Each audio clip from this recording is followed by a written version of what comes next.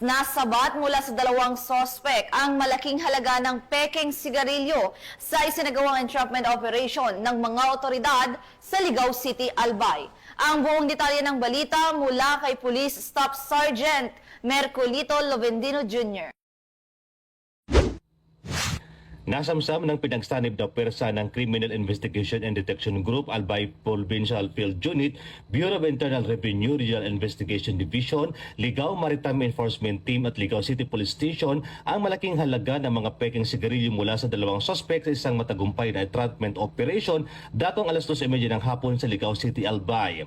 Ayon kay Police Lieutenant Colonel Herminio Olivares, hepe ng Ligao City Police Station, isinagawa ang operasyon sa tugon sa impormasyong ibinahagi ng isang concerned citizen. Sa ginawang verifikasyon at masusing pagmamanman ng mga otoridad, agad na kinasa ang operasyon na humantong sa pagkakaresto sa dalawang suspect na kinilang sina alias Yen, 35 anyos at alias J, 33 anyos, kapwa tender residente ng Uwas, Albay.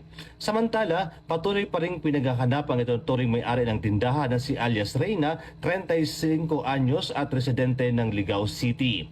Nakumpiska mula sa mga suspect ang mga pakete ng mga peking sigarilyo na tinatayang nagkakahalaga ng 52,000 pesos.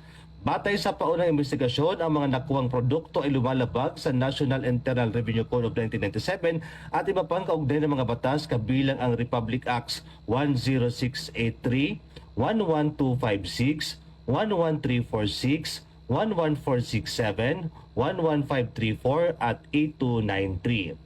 Nanawagan naman ang PNP sa publiko na patuloy na magkapag-ugnayan at agad iulat ang anumang illegal na aktibidad sa kanilang lugar upang mapangalagaan ang kalusugan ng mamamayan at ang ekonomiya ng bansa.